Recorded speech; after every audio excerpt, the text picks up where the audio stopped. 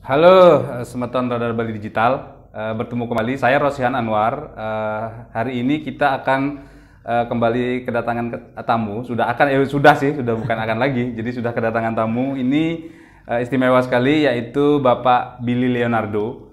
Jadi beliau adalah founder dan CEO dari Bali Disinfectant and Cleaning. Jadi apa nih Disinfectant and Cleaning ini? Bali Disinfectant and Cleaning ini kita udah kedatangan nih sang foundernya. Selamat siang Pak Billy. Selamat siang Pak. Saya panggil Pak Billy ya. Siap.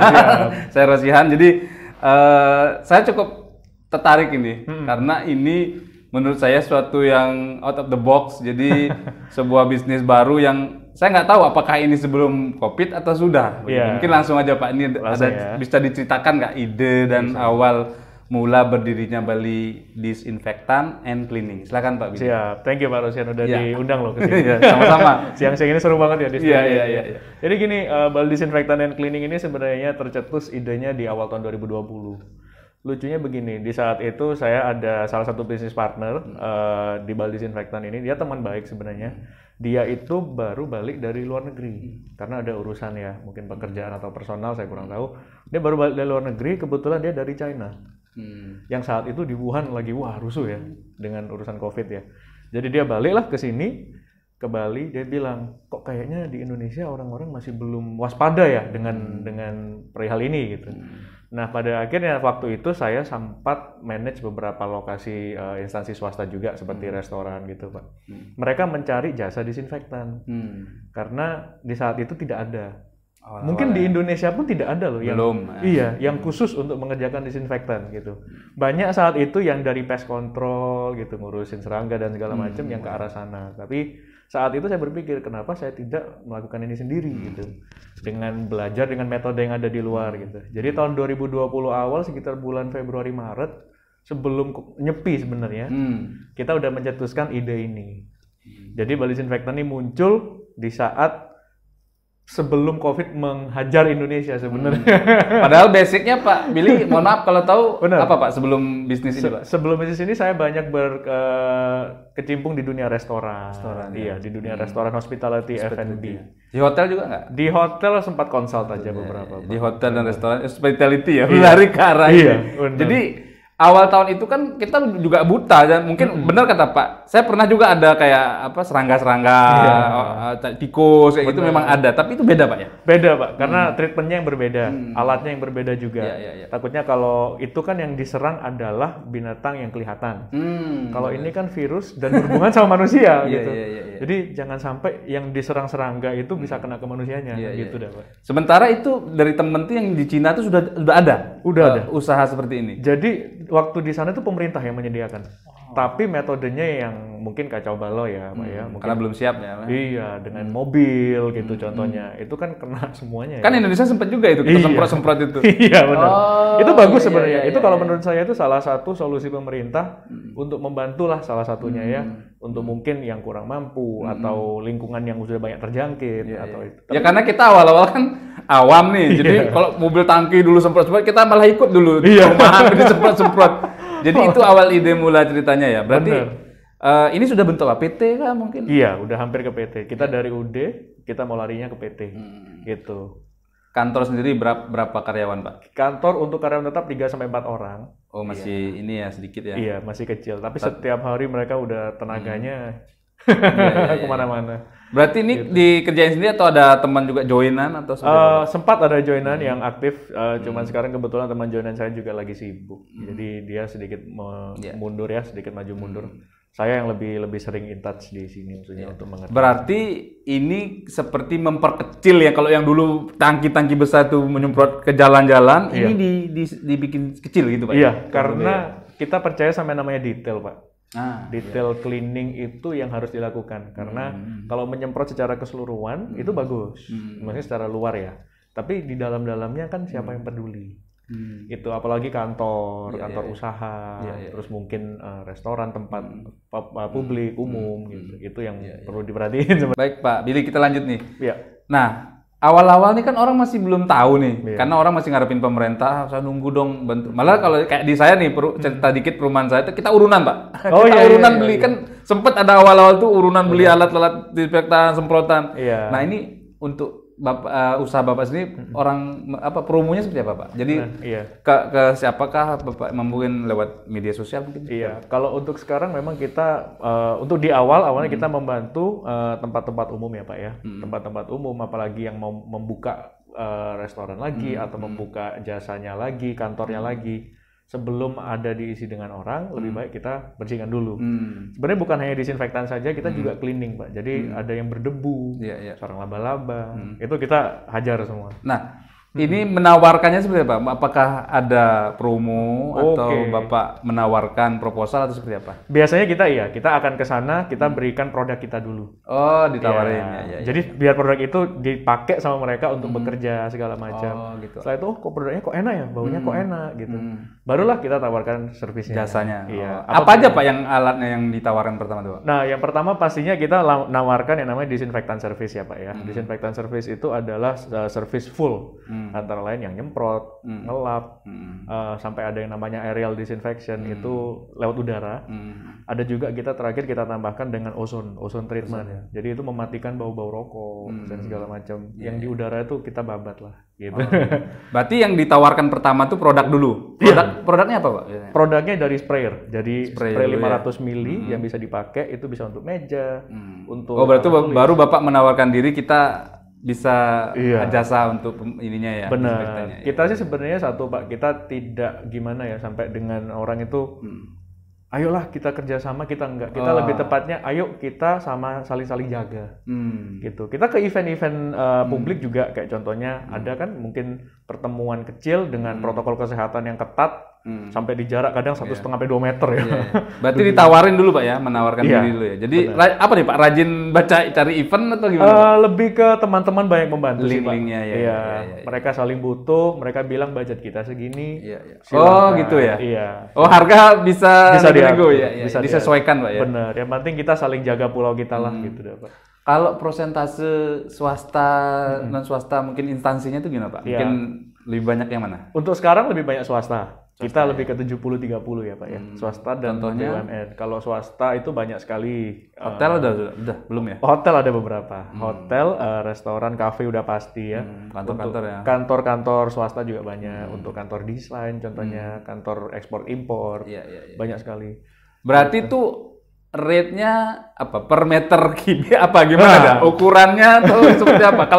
Kalau orang beli bensin kan ada berapa liter. Nah, ini gimana ngukurnya jasanya nih, rate-nya? Kalau rate kita terus terang Pak ya, rate itu per meter persegi. Ah, kayak gitu ya. Jadi jelas ya. Jelas. Nggak ada istilahnya, ini dinaikin nih. Oh, nggak ada. Karena lokasi Bapak atau Ibu itu yang menentukan harganya. Semakin besar, sesuaikan semuanya ya. Benar. Karena yang paling besar berapa meter persegi Pak? Waduh. Pernah dibersihin. Bocoran dikit nih Pak ya. Jadi kita kayak gudang mungkin kan? Besar. Kita ada 2 tempat yang terbesar. Salah satunya tempat olahraga, gym di Brawa, Canggu. Di Brawa itu luasnya sekitar 14 are. Itu outdoor, Indoor dan outdoor. Indoor 14 are. Indoor dan outdoor 14 are. Berapa kamar itu? Wah, itu kalau gym ya sampai ada sauna. Iya, karena ada alat-alat yang orang pegang-pegang. Benar. Dan itu kita lap satu persatu. Itu tempat yang cukup gede. Salah satunya ada satu lagi namanya tempat yoga. Saya nggak sebut nama deh.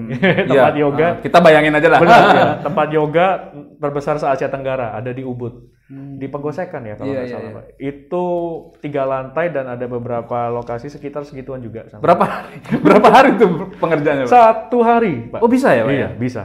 Tapi 12 jam atau sampai malam apa? Nggak nyampe. Kita cuma 4 jam. 4 jam gitu ya. Jadi mungkin efisien waktu aja ya. Benar. Tenaganya mungkin lebih banyak Pak. 9 orang yang kita berangkatkan. Untuk 14 hari ya. Untuk 14 hari benar. Oke, menarik. Jadi ya ini kan mungkin orang ingin tahu rate. Yang penting tuh rate dulu. Kan orang pasti musim zaman sekarang harganya berapa kan gitu. Iya, berarti jelas per meter persegi Pak ya. Per meter persegi Pak itu. Dan maksimal yang bisa dilayani mungkin nggak bisa nih kok kegedean misalnya. Oh, kalau ada batas nggak? Untuk nggak ada sekarang ya? tidak ada. Ya. Jadi semakin besar semakin oke lah ya proyeknya. Benar. Baik Pak. Itu tadi sudah jenis-jenis awalnya. Nah, yang saya mau tanya sekarang nih, jenis layanannya apa aja Pak? Oke. Kayak kita masuk restoran nih menunya Iya. apa Beda aja ya? ya? Benar. Mungkin apa aja yang disiapkan atau Ditawarkan, jasa gitu. ditawarkan Pak, Siap. menunya. Jadi yang pertama adalah jasa disinfektan yang pasti Pak. Disinfektan itu gunanya apa? Untuk membunuh virus kuman dan debu yang sebenarnya ada di permukaan.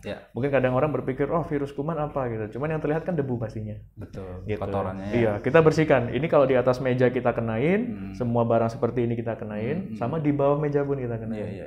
Itu satu. Yang disinfektan. Yang kedua adalah jasa deep clean. Deep clean adalah kebersihan secara menyeluruh. Itu kadang banyak villa, rumah yang udah lama kosong atau mau ditinggalin. Hotel kan? Hotel juga.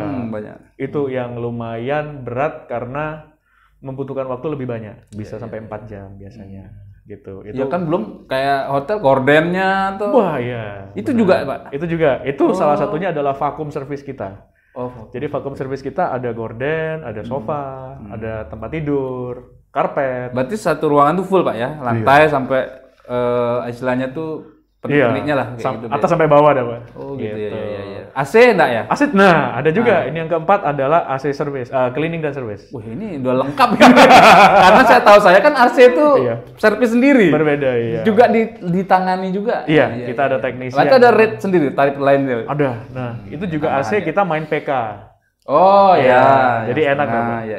Jelas ya. Begitu ya. Bener. Tapi beda sama servis AC biasa. Oh, bedanya adalah tenaganya aja sih Pak. Tenaga yang profesional, kita on time, bookingnya juga jelas. Jadi kan ada nih servis AC. Berarti khusus ya, untuk yang AC orangnya khusus. Iya, benar. Dan kita udah terbiasa di kantor-kantor begitu. Itu yang keempat. Ada banyak sih sebenarnya. Berarti sudah all in one Pak ya. Iya. Benar. Kemudian Pak yang jasa lain Pak? Yang jasa lain, yang kelima salah satunya sekarang yang baru saya tambahkan, ya sebenarnya nggak baru juga ya, kebersihan kos-kosan dan apartemen.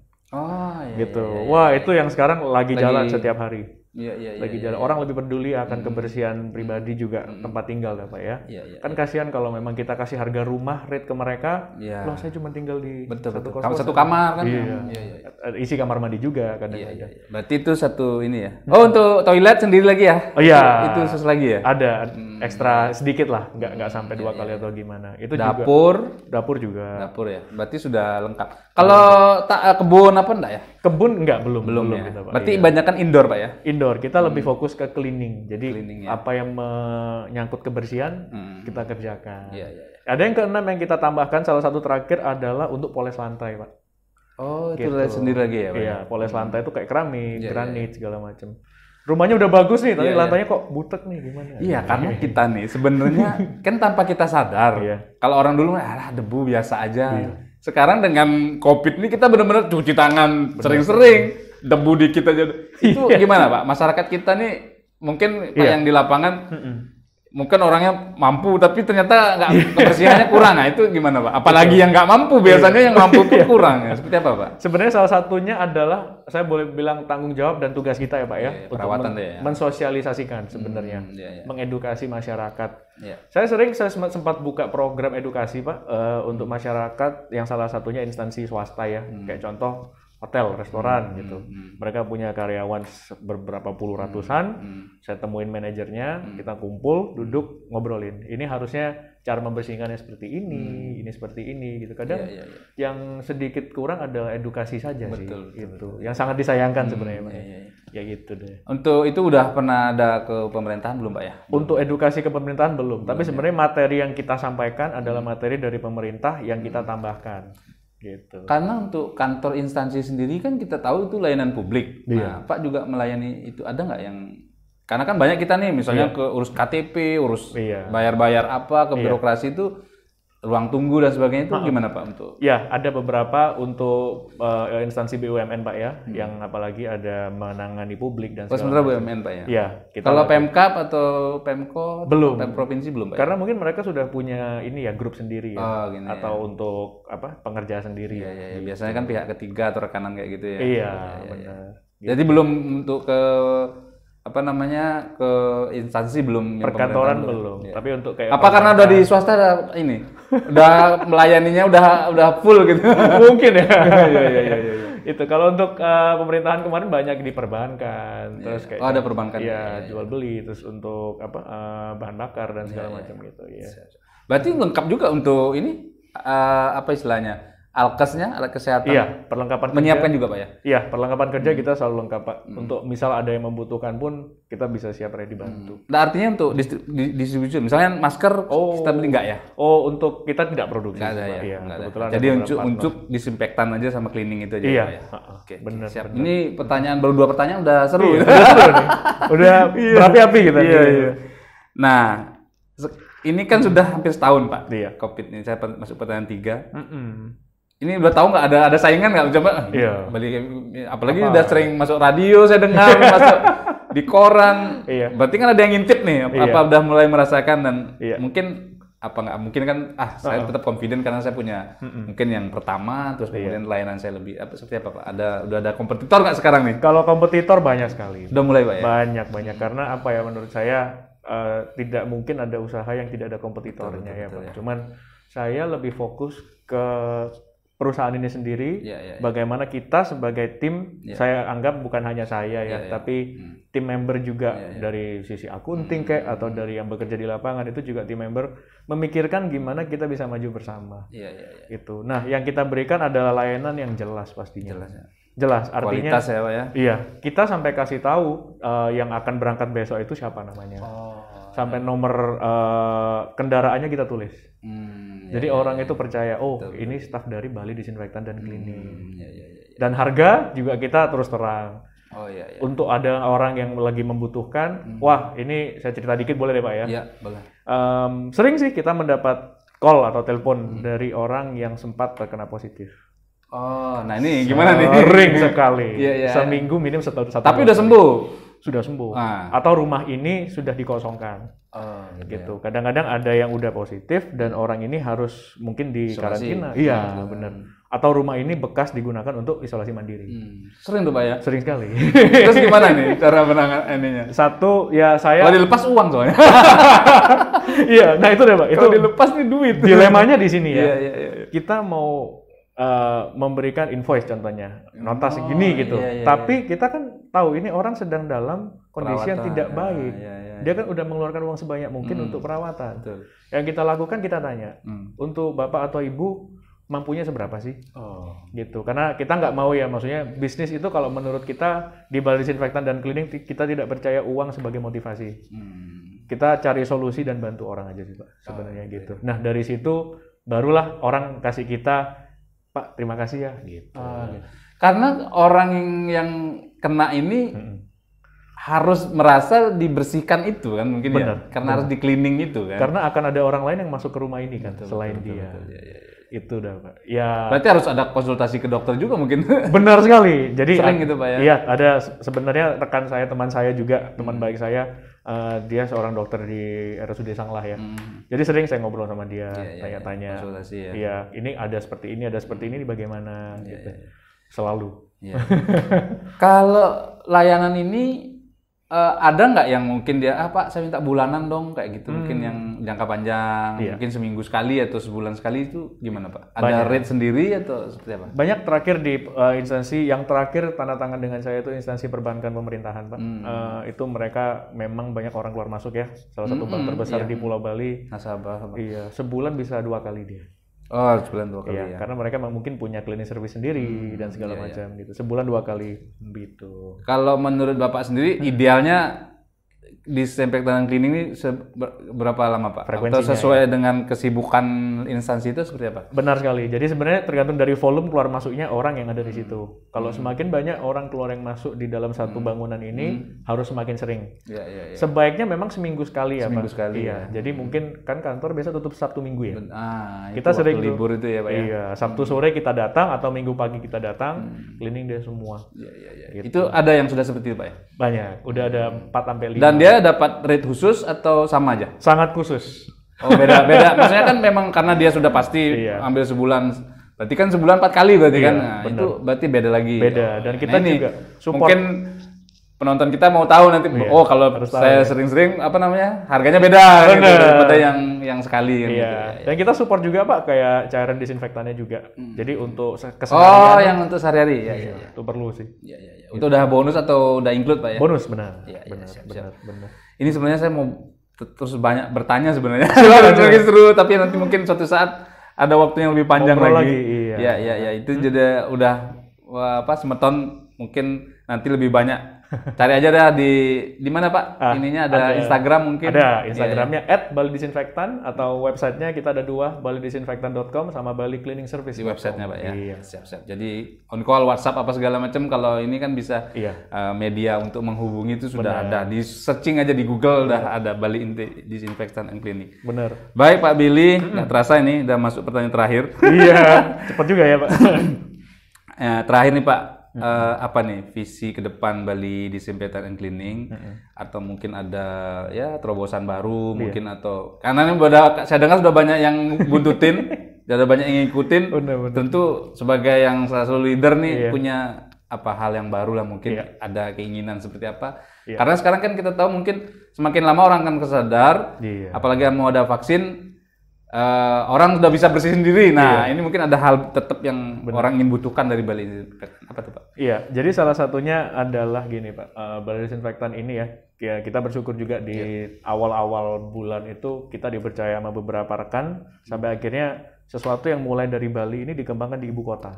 Oh, Jakarta. Jakarta Disinfektan dan Cleaning namanya. Oh, itu berarti princess dong? Iya. Jadi sebenarnya rekan saya sendiri sih, dia bilang sepertinya di Jakarta ada kebutuhan juga nih seperti ini. Jadi yaudah kita rilis dari semua SOP, alat semua training ke sana ke Jakarta. Berarti ini masih Pak Billy yang punya masih sebenarnya dalam kendali. Iya. Jadi mereka masih tetap kontak dengan saya dan segala macam. Franchise lah bisa Pak. Jadinya ya. Nanti bisa ke Surabaya, iya. Bandung ya. Jadi itu salah satu visi kita adalah sesuatu yang dimulai dari Pulau Bali ini untuk ke tempat lain. Biasanya kan kebalik. Iya, biasanya Jakarta ke sini. Iya, seru-seru. Apalagi sekarang Jakarta apa banjir kan? Bener. Kebersihannya ini lagi tuh. Lebih berat tuh kayaknya, Pak ya. Itu salah satunya. Kita melebarkan sayap ke kota-kota lain seluruh Indonesia dan kita mau jadikan ini sebagai perusahaan nasional. Gitu. Terus amin, semoga. Iya, semoga, makasih Pak. Terus untuk yang kedua adalah saya ingin kita punya standar kebersihan yang berbeda dari yang sebelumnya. Jadi memang karena contohnya beberapa hal itu masyarakat mungkin kurang mengerti aja sih Pak. Tidak menyalahkan ya, maksudnya mereka kurang mengerti saja apa sih yang sebenarnya standar kesehatan yang oke, yang bagus. Gitu. Yang kita lakukan adalah memberi contoh praktikalnya seperti apa dan semoga akan diteruskan kan dengan mereka gitu. Nah ini untuk standarnya apa? Ada acuannya siapa Pak? Mungkin ada dinas-dinas atau di pemerintah atau tingkat yang lebih ini di swastanya atau jadi kedokteran mungkin? Kalau untuk standar kebersihan yang saya pernah berhubungan langsung itu dengan Dinkes, dengan salah satu waktu itu instansi swasta seperti restoran. Saya tempat yang saya bantu itu sempat dicek dengan Dinkes dan ternyata standar kita cocok nih. Oh, gitu Dinkes provinsi Pak ya? Iya, karena kita waktu itu mendapatkan sertifikatnya benar, lulus disetujui oleh Dinkes dengan nilai A. Dengan satu sisi saya juga, wah ternyata Dinkes ini punya standar yang bagus ya, gitu. Setelah itu sebelum COVID Pak ya? Sebelum COVID. Karena kan sekarang hotel-hotel ada CHSE itu apa? Healthness itu yang environment juga itu. Iya, itu yang salah satu yang kita kedepankan juga. Kita sempat ngobrol dengan beberapa organisasi perkumpulan, contoh untuk wedding, pernikahan, untuk venue segala macam. Kita sempat ngobrol dengan mereka, kita punya kesepakatan yang sama adalah CHSE itu. Atau mungkin sudah akan ada organisasinya atau komunitasnya mungkin Pak? Itu salah satu yang akan kita bikin sih Pak.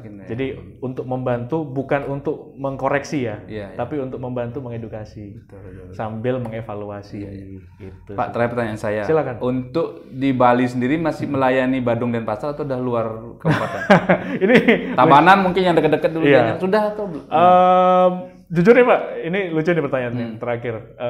Terakhir kita sempat ke Kelungkung ya. Oh, udah sampai. Itu mereka tahunya dari mana, Pak? Saya kira dari Instagram ya. Oh, Instagram. Dari Instagram. Banyak yang tahu. Iya, karena mereka mungkin bekerja di Denpasar, pernah menggunakan jasa kita. Iya. Apa tuh, Pak? Hotel? Rumah keluarga ya. Pribadi ya. Iya, rumah keluarga. Ada mungkin 3 keluarga lah di situ. Gitu. Untuk pencegahan aja. Iya. Gitu. Itu yang luar kota, Pak ya? Selain itu belum. Tapi kan tetap melayani yang misalnya di Bali yang di luar di kabupaten juga siap. Nah, itu juga salah satu visi kita nih Pak. Kita pengen ini ya mengajak anak-anak contoh di negara, contoh di Singaraja, untuk melakukan hal yang sama. Gitu. Kebetulan saya kan ada beberapa rekan dan teman yang tinggal di sana. Ya mungkin di sini lagi nggak ada kerjaan, mereka pulang. Saya ajak deh mereka gitu.